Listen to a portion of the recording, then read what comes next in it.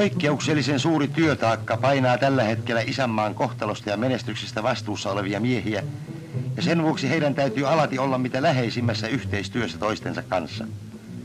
Niinpä meidänkin isäntämme tapaavat toisensa siellä jossakin ja perehtyvät toistensa suunnitelmiin siinä vakaassa mielessä, että maa nykyisen puolustussotamme tuloksena saavuttaisi vihdoinkin rauhan, joka vuosisataisten kamppailujen jälkeen niin kauniina sarastaa.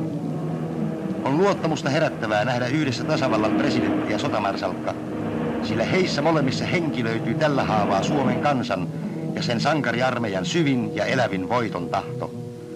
Mukana näissä neuvotteluissa ovat luonnollisesti myös pää- ja puolustusministeri sekä eräät ylipäällikön lähimmät miehet. Sotamarsalkka on jättänyt neuvospöydän, sillä muut tehtävät kutsuvat häntä. Taistelutoverit odottavat häntä vieraakseen, ja saksalainen kenraali on tullut arvovaltaisen vieraansa vastaanottajaksi. Lyhyen aamiaistauon jälkeen puhaltaa merkkitorvi, ja hetken kuluttua taistelutoverit lähtevät saksalaisten joukkojen kokoontumispaikalle.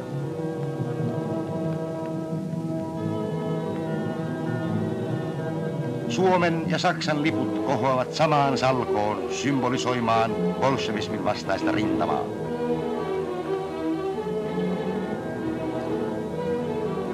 Sen jälkeen sotamarsalkka tarkastaa saksalaisen kunniakomppanian.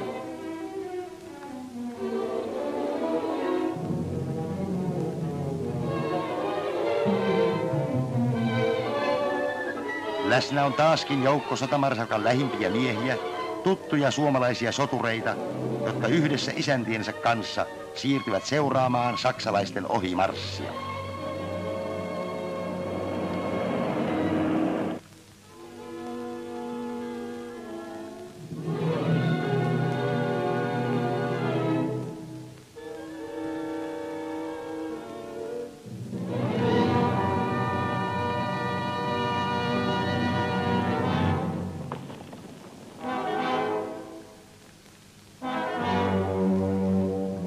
Siellä jossakin on, kuten kaikki Suomen oikeat nuoret miehet, myös tasavallan presidentin poika Vänrikki Ryti, joka saa esimieheltään käskyn tulla vastaanottamaan ohjeet rohkeata partioretkeä varten.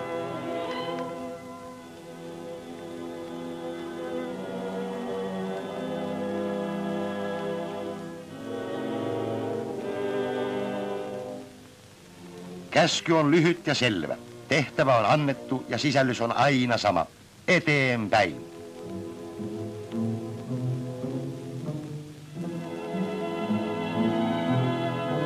Eteenpäin, se on joukkojenkin henki. Ollaan jo matkalla vallattuun Korpiselän kirkon kylään.